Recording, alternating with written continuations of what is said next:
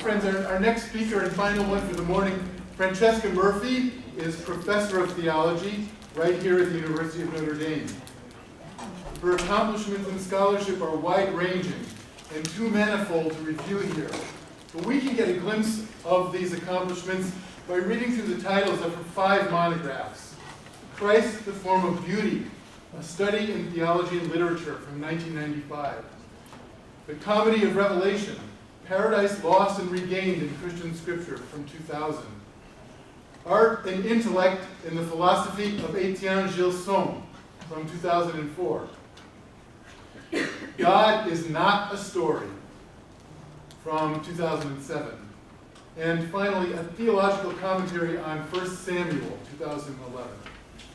Also, if you've ever read Gilles Emery's fundamental work, The Trinitarian Theology of St. Thomas Aquinas, you have read Professor Murphy's translation if you read it in English.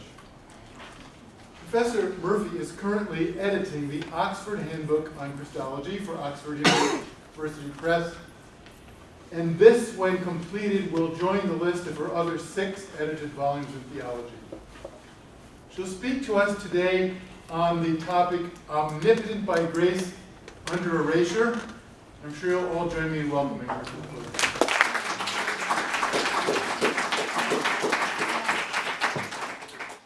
So I will begin by telling you what's going to happen in the paper. So I'll tell you what I'm going to tell you to begin with. So the Marian title, Omnipotent by Grace, goes back to St. Alphonsus Liguori. St. Alphonsus is a byword among Anglo-Saxons for excessive, rhetorical, Marian pietism. But I do not think we need to despise the title Omnipotent by Grace purely because St. Alphonsus invented it, or because he is credited with it on Protestant websites dedicated to disabusing Catholics of the erroneous teachings of their church. About the only post-Vatican II Catholics who are familiar with the Marian title Omnipotent by Grace are those dedicated to Our Lady of Fatima. And I do not think that even this is good enough reason for us to despise and deprecate this form of address to Our Lady. A few weeks ago at Marquette, I gave a lecture in which I defended the title Omnipotent by Grace for somewhat abstract philosophical reasons, arguing that Our Lady is the sole and unique realization of the common good of human persons. I argued that Our Lady is the only person who has all the virtues, unique, unified, and in harmony, and so she is able to respond to any kind of request whatsoever. So in my paper today, I do not wish to simply repeat what I said elsewhere so recently. They gave me 20 copies of my paper, and if you want one, I will give it to you. I do not intend to give an abstract, generalized exposition or defense of the practice of supplicating Mary as omnipotent by grace. Rather, I want to speak about some corollaries, some concomitants or upshots of thinking or petitioning Our Lady as omnipotent by grace. I want to defend the title against erasure by mentioning some of its concomitants. By its concomitants, I mean the kind of Catholic such devotion to Our Lady as Queen will make us into. Elsewhere, in other words, 2 weeks ago, I spoke about how the title fits Our Lady, and today I want to speak of how it builds the church. I want to propose that devotion to Our Lady in her role as Queen builds a church of singularity. It builds a church of idiosyncratic individuals.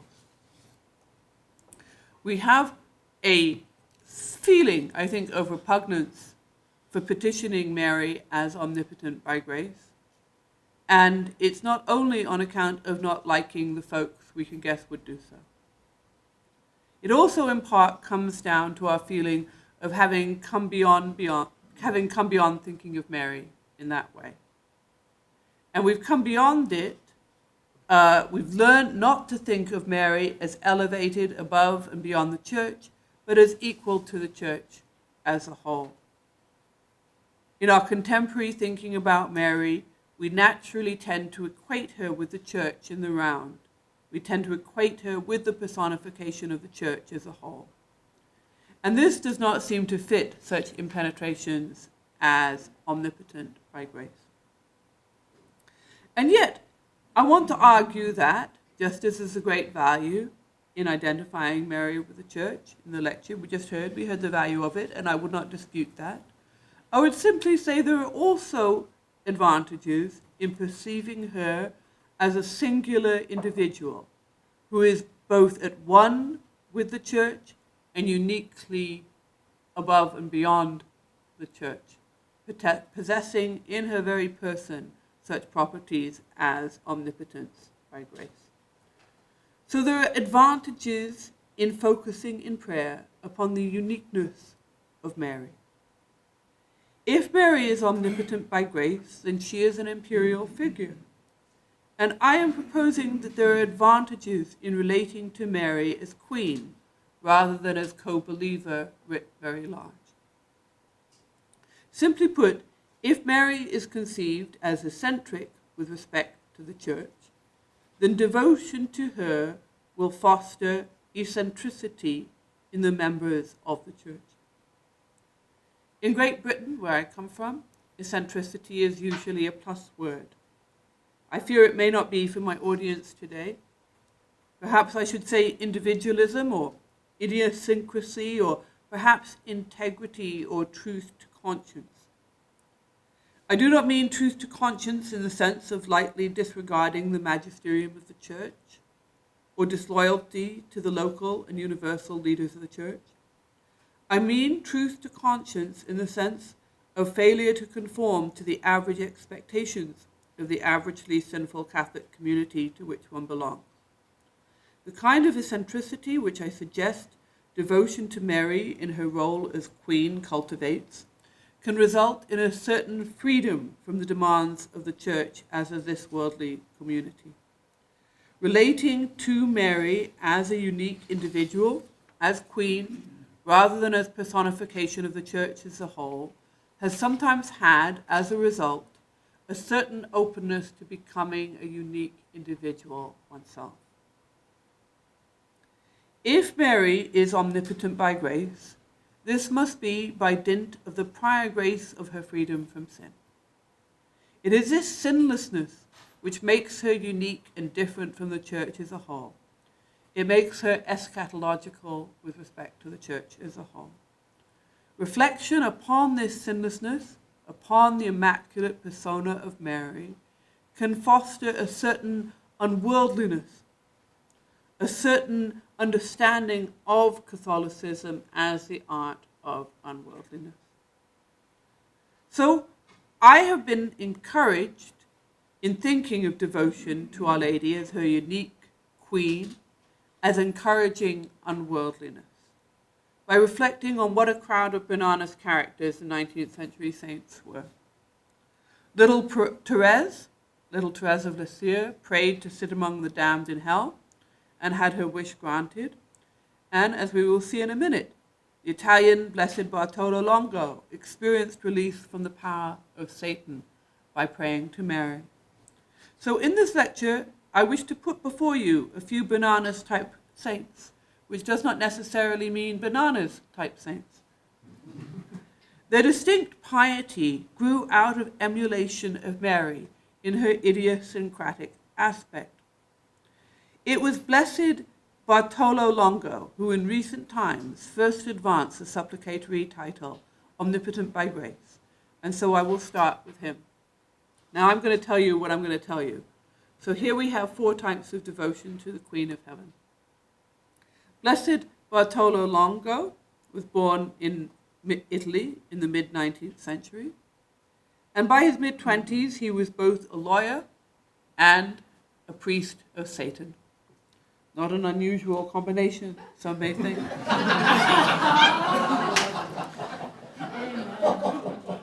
Rescued from Satanism by a son of St. Dominic, Bartolo became a Dominican tertiary.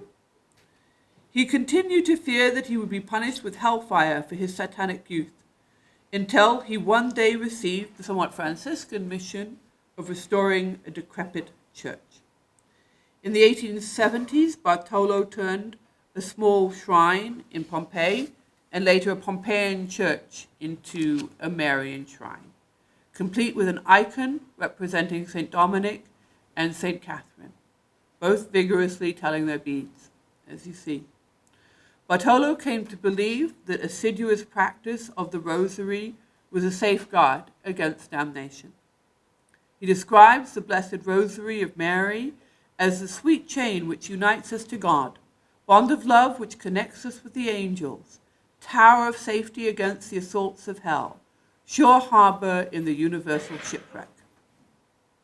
In this same petition to Our Lady of the Rosary of Pompeii, Bartolo addresses the Virgin Mary thus: Thou extendest thy dominion as far as the heavens expand.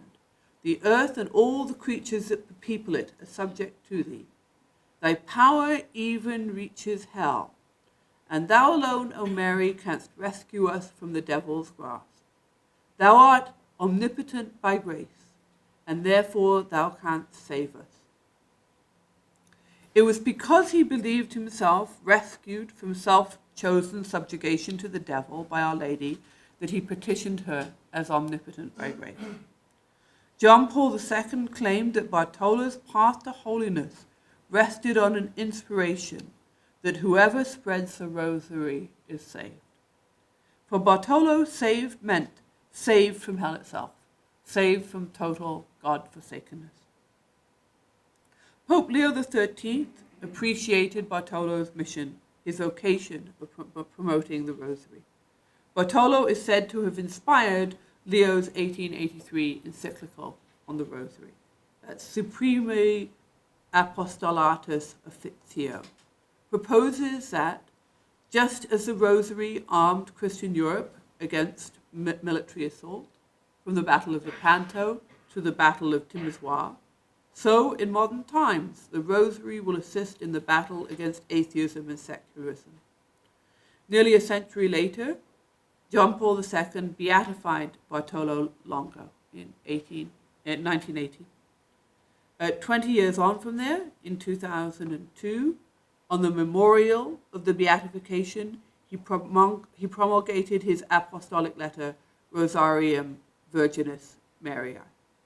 The letter itself, Rosarium Virginis Mariae, repeatedly refers to Bartolo and his conception of the rosary and his conception of Christ's life. It's in this letter that John Paul II added a fourth set of mysteries to the rosary devotion. The mysteries of light, the 5 scenes from Christ's public ministry, are said to have been inspired by Bartolo's writings.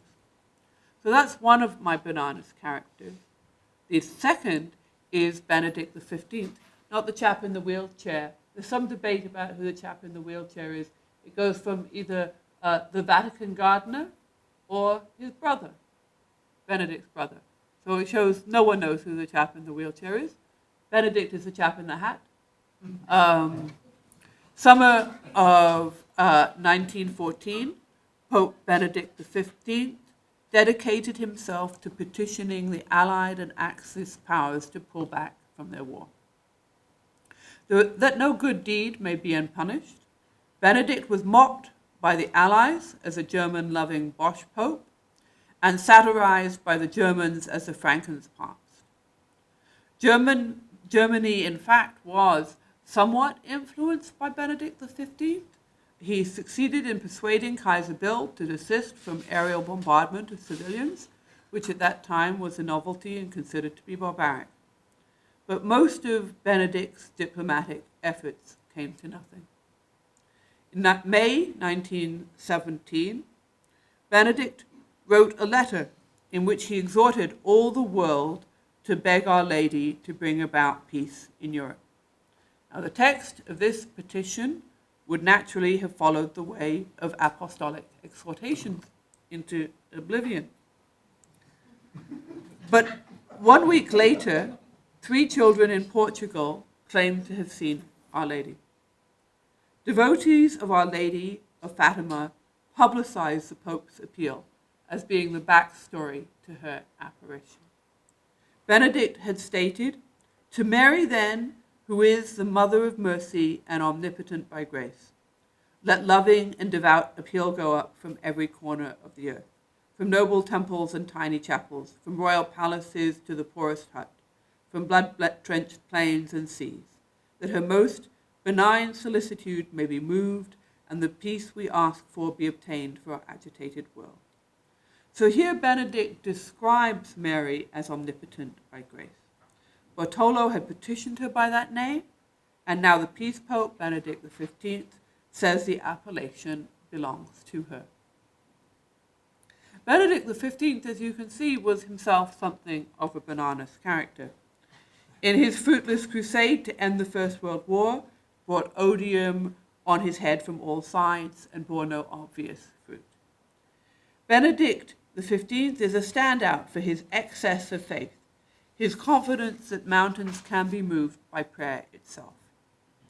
All the modern loci for the attribution of omnipotence by grace to Our Lady belong in the context of petitionary prayer.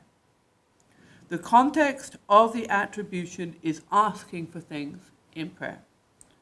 It makes sense that it is omnipotence that it is ascribed to Our Lady and not, for instance, omniscience. The Marian cult assumes that she can get things done for people who ask. Very seldom as a cult assumes that she knows things. Christian devotion more commonly assumes that Mary can do than that she knows. And I think that when we consider the appellation omnipotent by grace, we should always bear in mind the petitionary thread. When Benedict XV calls Mary omnipotent by grace, he shows his naive, childlike confidence and faith in the possibility of asking her for anything. He conceives the world as being in her hands. He is indeed something of a bananas character, set aside by his faith. But no one can be more of a bananas character than a bananas character. The country priest, the Diary of a Country Priest, Mary is presented as the soulmate of a lonely country priest. The protagonist largely fails in his worldly and political demands. The country parish lays all kinds of demands upon him, and he largely fails in these demands. Mary is represented in this novel as the other side of the church. On the one hand, you have the very earthly, worldly demands of the local parish, and on the other side, you have this heavenly, eschatological figure. In the novel, Mary comes to the country priest's rescue when he walks through the valley of the shadow of death. She walks at his side when he is close to despair.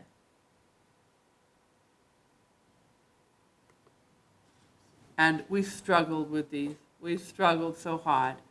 There were moving pictures even as far as last night, but I think that she decided she didn't want this movie to be shown.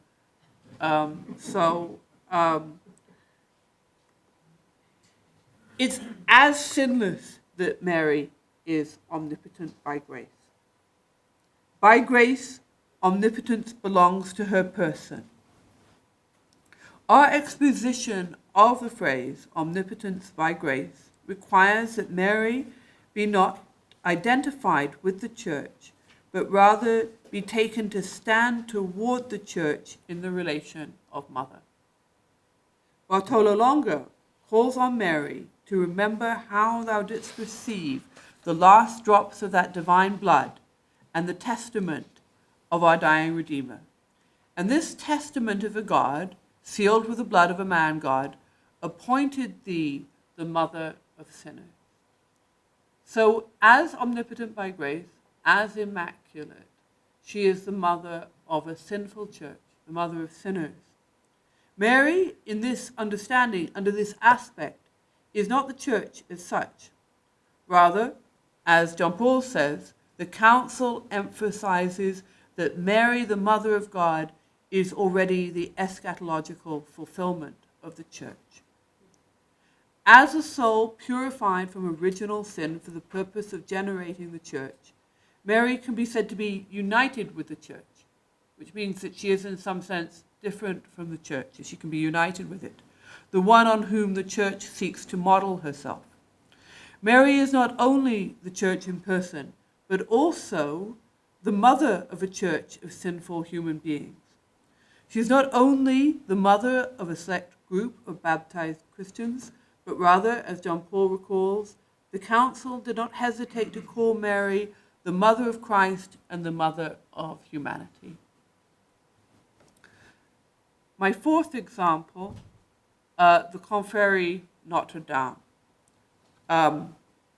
It's not easy to square Bernanos's attraction to monarchism and the ultra-conservative Action Française, to which he belonged, with his evident Marian devotion.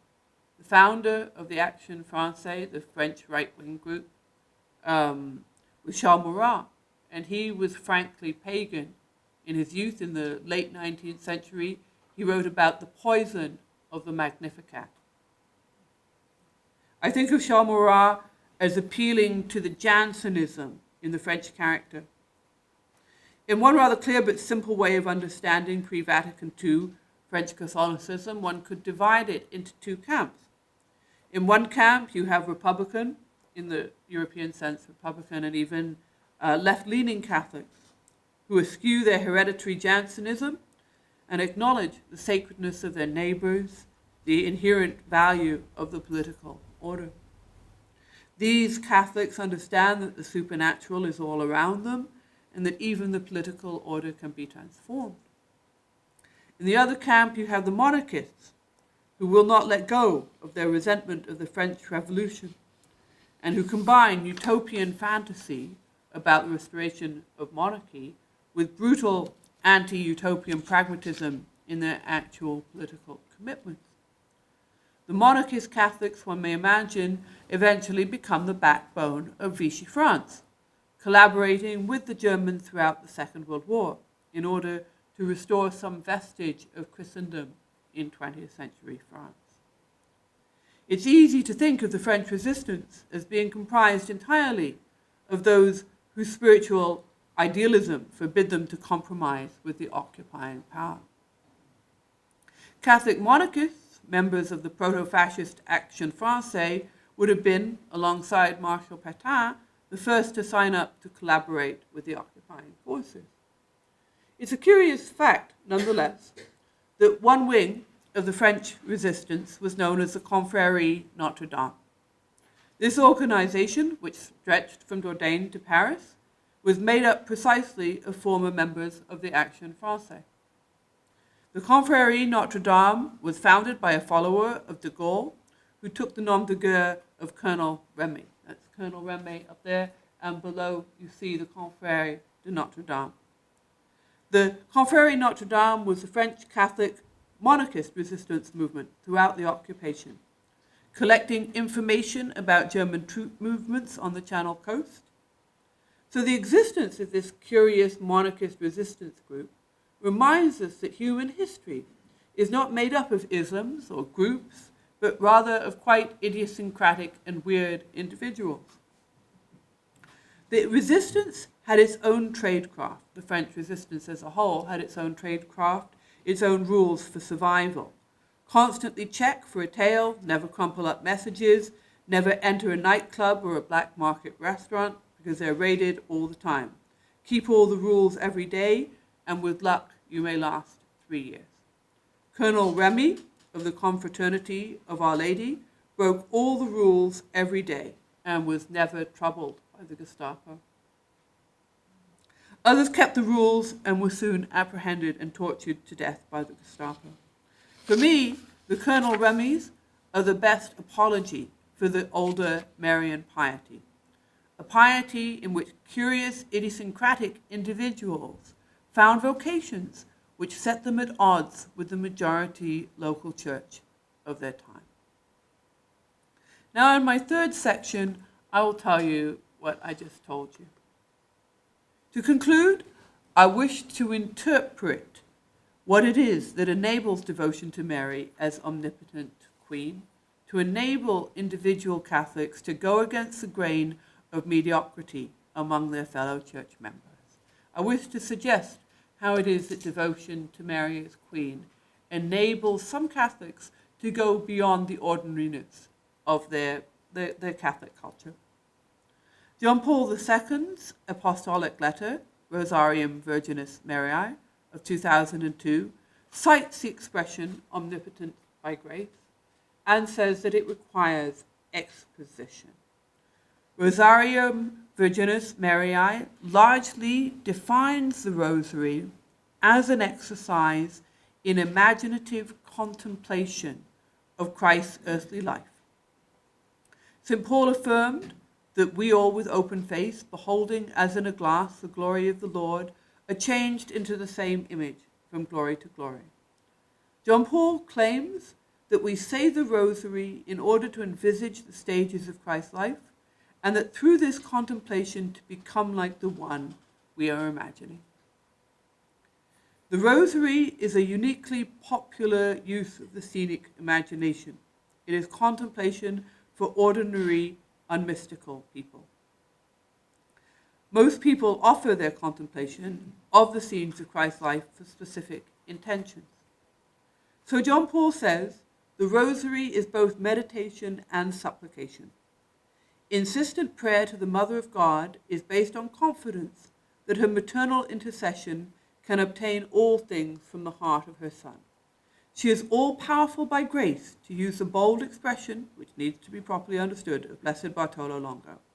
This is a conviction which, beginning with the Gospel, has grown ever more firm in the experience of Christian people. When in the Rosary we plead with Mary, the sanctuary of the Holy Spirit, she intercedes with us before the Father, who fills her with grace, and before the Son born of her womb, praying with us and for us. John Paul envisages Mary as modeling imperative prayer, a prayer which is made to the Father, in the Son, and through the Holy Spirit, who intercedes for us and gives us the words with which to pray.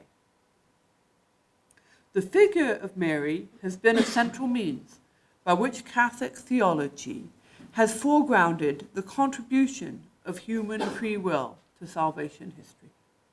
Lumen Gentium sums up the modern Marian imaginary when it speaks of her as used by God, not merely in a passive way, but as freely cooperating in the work of human salvation through faith and obedience.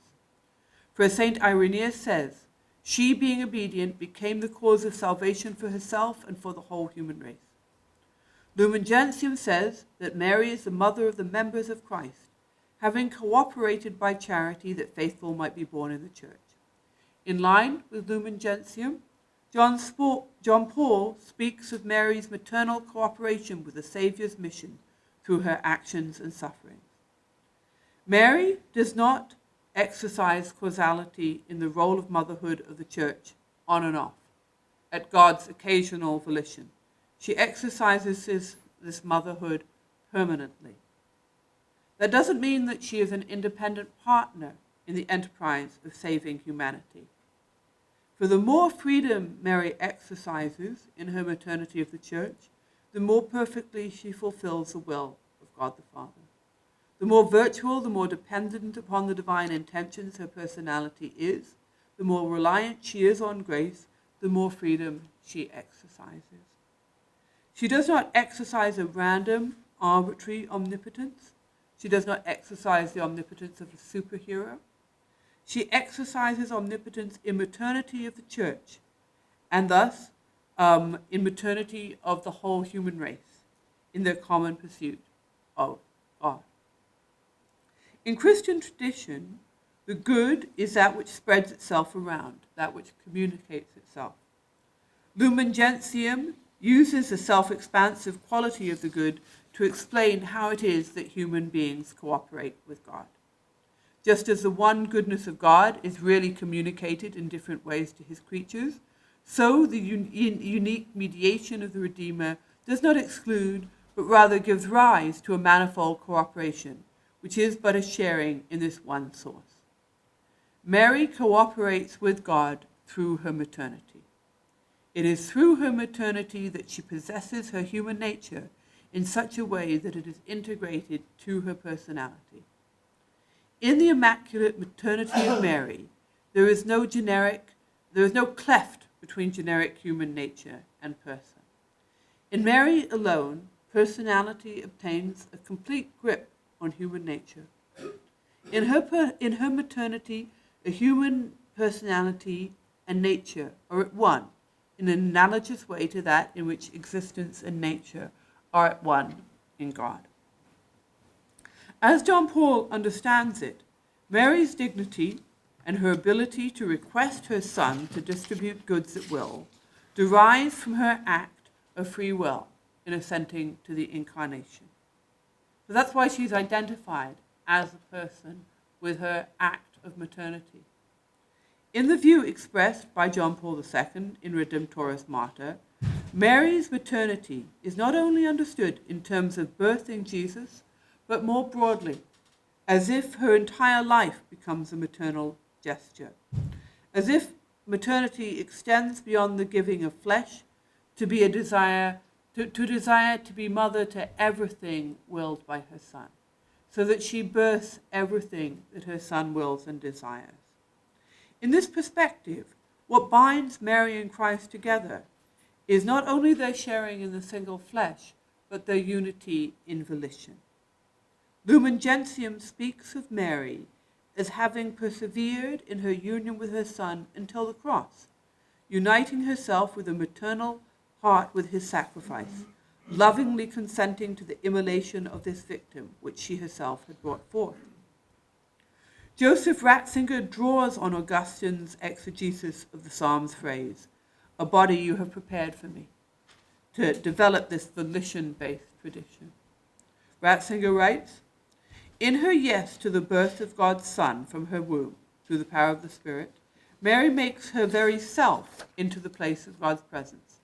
In this yes, Mary's will and the Son's will coincide through the one accord of the yes. A body you have prepared for me.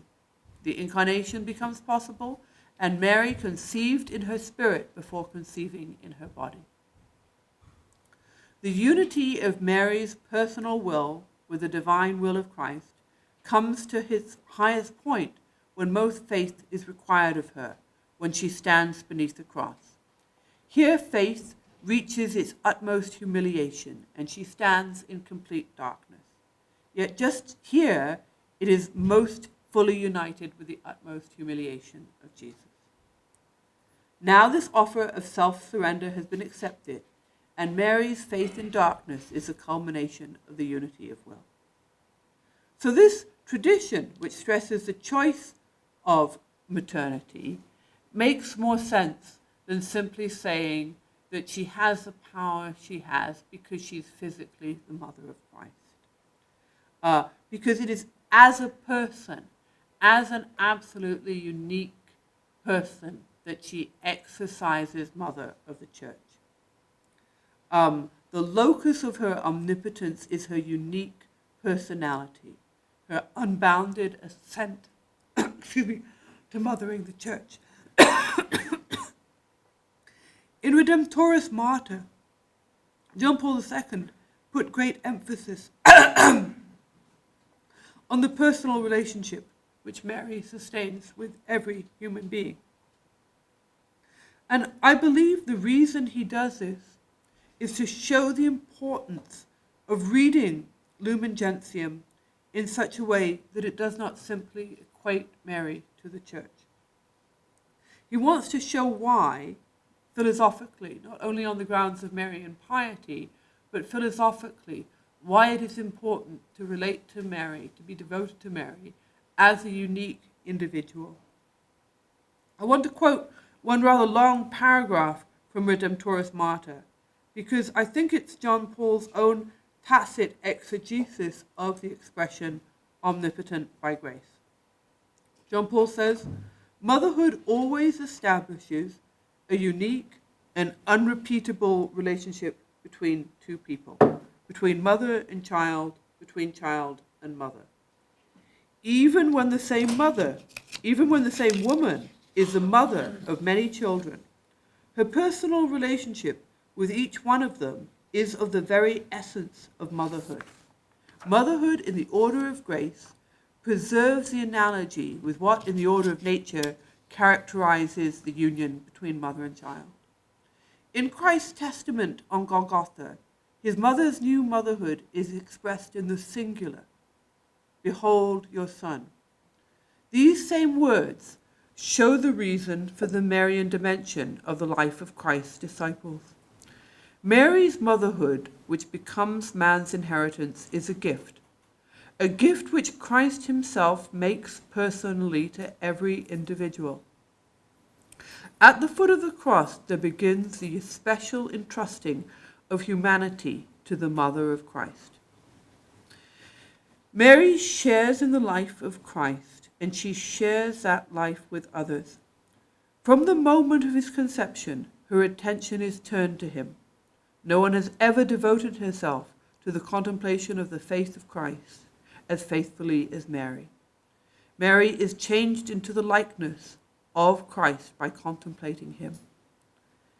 So it is not the church or the human race which is omnipotent by grace, but one single imperial human personality.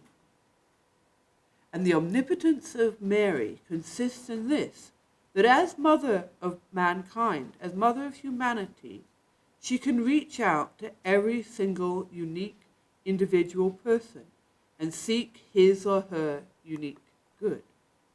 Mary is graced in an absolutely unique way, and for that reason she is able to pursue the idiosyncratic good which is singularly appropriate to each individual member of the church. Thank you.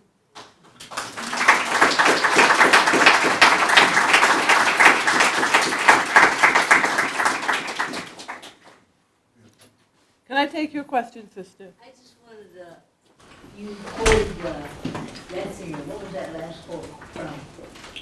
It's a commentary on Redemptoris Mater. You can get like a volume which contains Redemptoris Mater and a commentary and an afterword by von Balthasar. I ordered Redemptoris Mater on Amazon and it just came that way. It's a bonus, extra in the box. Okay.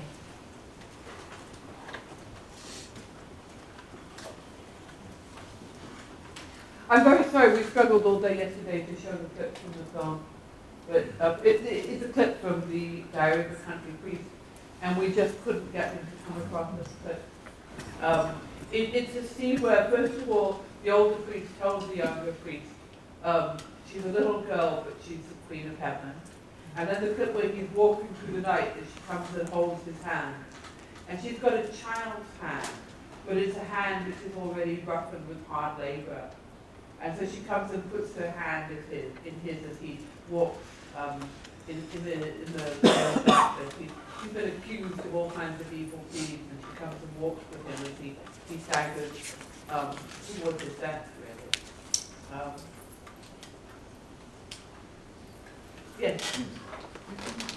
Thank you for your talk. I wonder if you could make the connection between the omnipotence of Mary by grace and the title Mediatrix of all graces.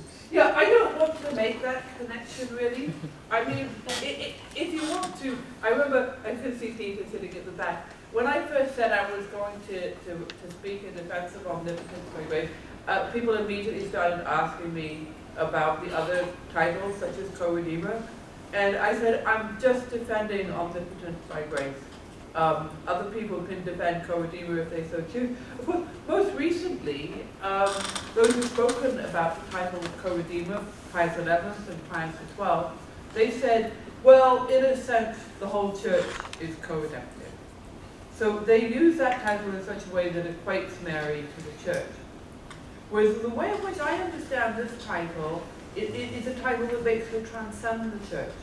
So I think they're very different kinds of titles. In my You're welcome. Yes. But we're not going to identify co-redemptrix with mediatrix of all graces, what Robert is asking about. No, I don't identify them at all. I see them as different titles. Obviously, they are different titles.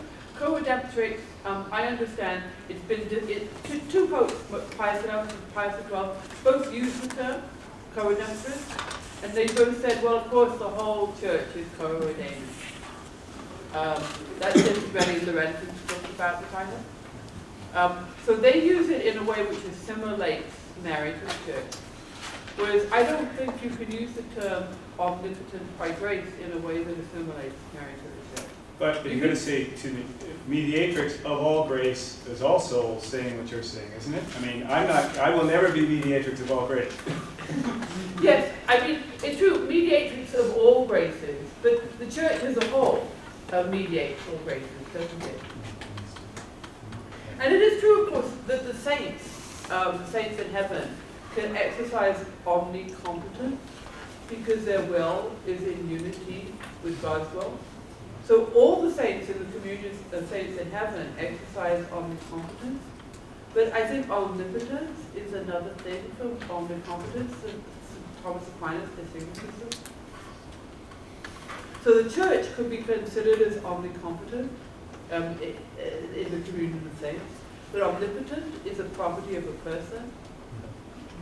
It's an ontological property, not just being able to do something. Yes, Anne? Francesca was a wonderful paper.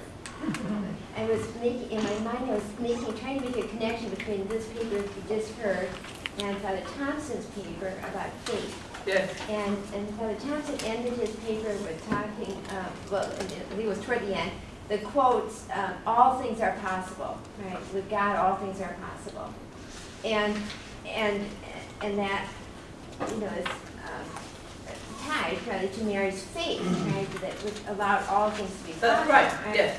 And so when you say omnipotentia, omnipotent by grace, Yes. all right, do you want to break down the by grace in any way? You know, maybe you did that at Marquette, but what do you mean by grace? Well, by grace I simply mean that she would be God if she was omnipotent by nature. Mm-hmm. So I simply mean by God choosing to make her omnipotent, not by nature. Only God is omnipotent by nature, but Mary is omnipotent by God's will. That's all. It's supernatural, it's not natural. It's grace, not nature. But I agree that it ties closely to her faith, because it is because she believes all things that she can do all things. And that would fit with the petitioning character. Yes. That you underscore.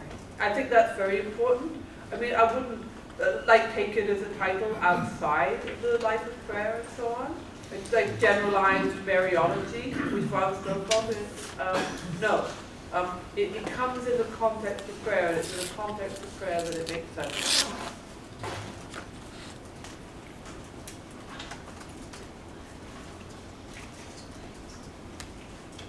Friends, if we don't have any more questions, we actually have come to the end of the hour, so why don't we take this opportunity to thank our speaker again.